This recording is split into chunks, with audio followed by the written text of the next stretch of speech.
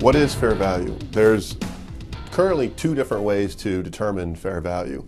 There's the way that I think most people think of it as, hey, if I'm going to determine fair value, I'm going to sell this particular security, and fair value is what someone is willing to pay for that particular security. There is also another way to determine fair value, and that is to determine the economic value of a particular security. And you can do that simply via present valuing the potential or future cash flows that you're going to receive from that particular security. In a normal market, economic fair value and exit fair value, or what someone else is willing to pay, are typically aligned. In today's market, they're grossly misaligned. That's why we would argue to use economic value in determining the price of a security in today's distressed market. Fair value is simply the price you would pay in an orderly transaction.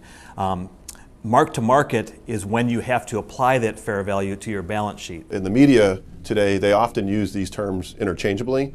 And having an accounting background, it kind of makes me cringe because they're entirely different definitions. Fair value is simply what a particular security is worth, and that can be determined one of two ways. First way would be the exit or liquidation value. That's the technical term. Essentially what that means is what a buyer is willing to pay me, the owner of a security, for that particular security. The second way of determining fair value would be to use a model to determine the actual economic value. And typically in most markets, those two are fairly aligned, exit value and economic value. In today's distressed market, they're grossly misaligned. That said, let me make the distinction between fair value and mark to market. Fair value is, like I said, simply the way that we would define what a particular security is worth. Mark to market is an accounting event or an activity, and that's when an accountant or auditor would require a particular company to value a security or write down a particular security to the determined fair value. And that's really the debate going on in the industry, is when that has to happen. If you're forced to apply it to your balance sheet, or do you choose to apply it to your balance sheet? What is loss? It's a very simple question, and there's a very simple answer. It's the difference between price paid and price received. That should be pretty clear cut. The situation, though, we're in now in the United States is that using a ratings-based system for securities that are owned, loss is perceived as anything less than par, anything less than 100.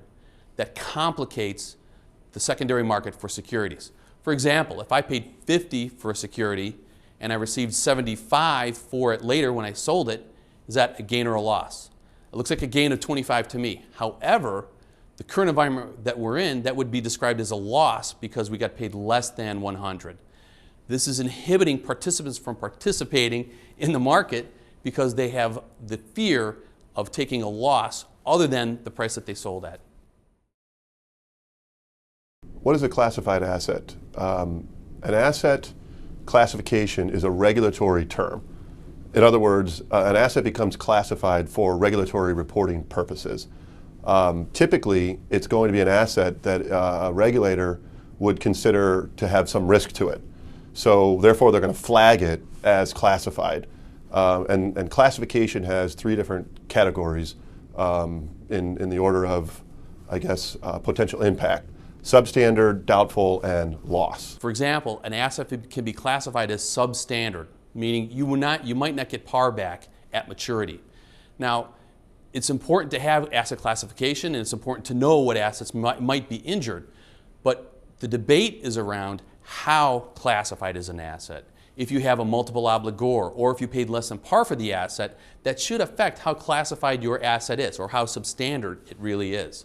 The debate needs to really be not to be so much as on classified, what's classified, but how much write-down is attached to that exact classification. What is OTTI? First of all, let me just tell you what OTTI stands for. It stands for other than temporarily impaired. That's a technical term, an accounting term, which basically in layman's term means that when you buy a particular security and that particular security depreciates in value, and if it's determined that that value of that security will never recover to ultimately equal or become greater than your original purchase price or your current book value, then that security may be considered other than temporarily impaired. There's a a whole slew of different technical guidelines to determine whether a particular security is other than temporarily impaired. And quite honestly, that's in heavy debate right now in the whole world of accounting. But the bottom line is, if a particular security for an extended period of time is not expected to recover its book value to be equal to its market value or greater, then it'll be considered other than temporarily impaired. Who pays? Really one of the most fundamental questions in any securities transaction. Who pays who? The more distinct and exact legal language is obligor. Who is obligated to pay? Now it's simple in a single obligor transaction. Say a homeowner takes out a mortgage, one obligor makes the payment. It's easy to determine who is making that payment. It gets more difficult in a securitized transaction where there are, let's say, thousands of mortgages aggregated into one security. So in that situation, the question is, who is the obligor? Is it the security, which has 1,000 mortgages in it, or is it each one of those 1,000 people within that security? Now, right now, current regulatory regime says that that's one single obligor.